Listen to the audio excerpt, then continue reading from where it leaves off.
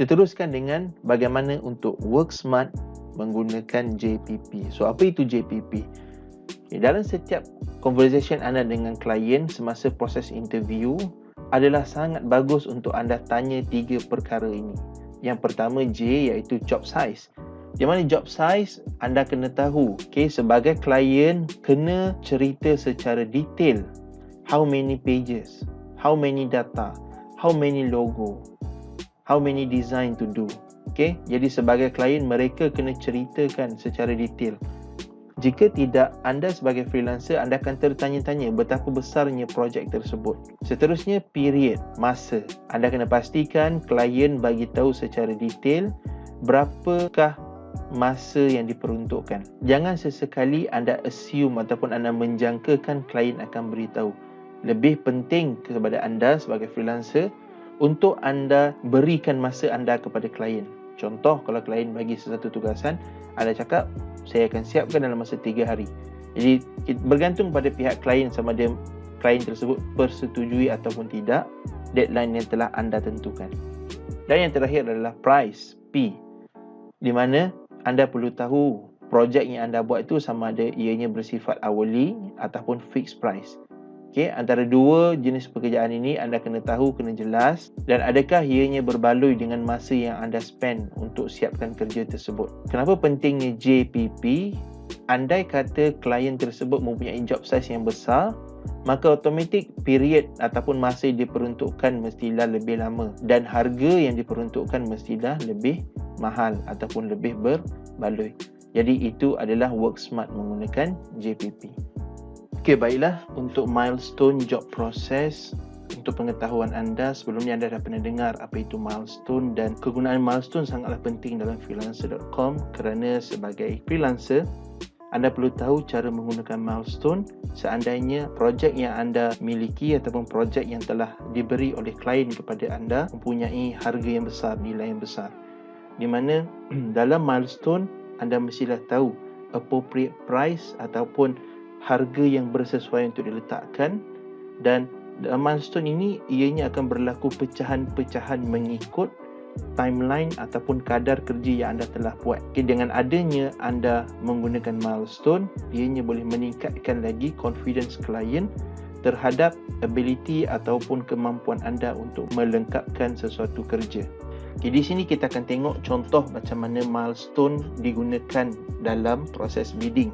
So kalau anda lihat dalam freelancer.com, ini adalah screenshot di mana harga bid anda terletak di sini. Harga anda boleh set dalam masa 7 hari anda letak di sini, dan di bawah ni di ruangan proposal di mana kita dah pun buat proposal sebelum ini, dan di bawahnya akan ada suggest a milestone. Penggunaan milestone di bawah ini kebiasaannya akan menggunakan ratio milestone seperti ini, di mana 50, 30, 20, dan description kepada pecahan-pecahan ini adalah seperti berikutlah. Yang ini adalah contoh sahaja dan anda boleh buat lebih daripada 3 peringkat. Kita ambil satu contoh, satu projek yang berharga 100 USD, dan macam mana untuk kita applykan 50, 30, 20 punya ratio ke dalam milestone. Yang pertama, kita letak first draft submission di sini dengan harga $50, di mana 50% daripada $100.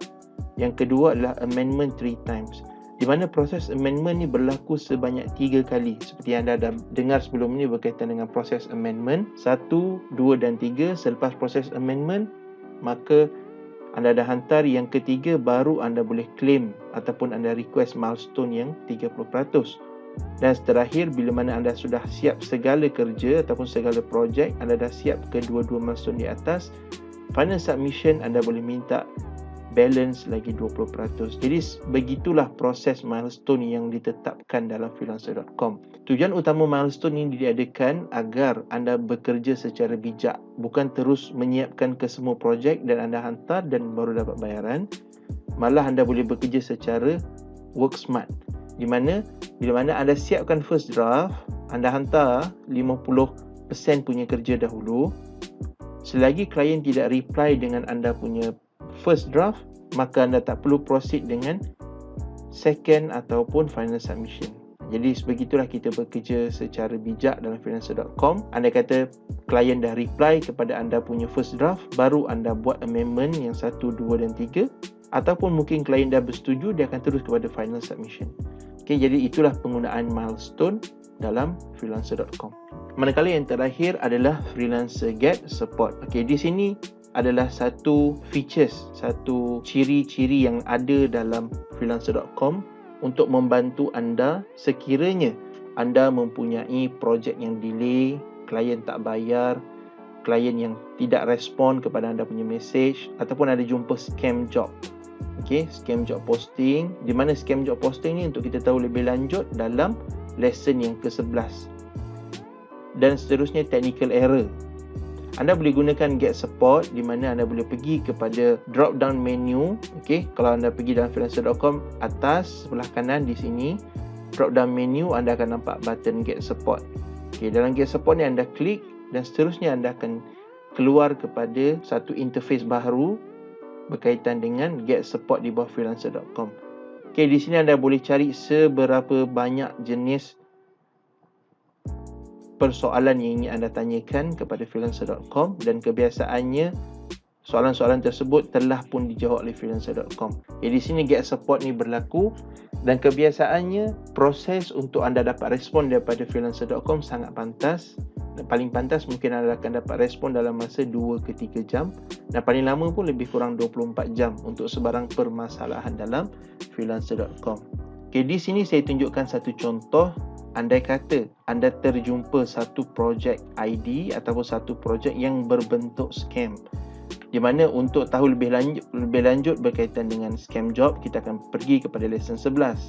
Di sini saya ingin tunjukkan bagaimana jika anda mempunyai satu job posting yang anda ragui dan kemungkinan besar ianya berbentuk scam, anda boleh klik kepada button report project. Report project ini terletak pada page sebelah kanan dalam freelancer.com, bahagian bawah anda boleh jumpa report project, dan anda masukkan project ID. So project ID ni sangat penting dalam untuk anda buat sebarang report. Okey, anda pilih dekat dalam violation report ni, anda pilih committed violation.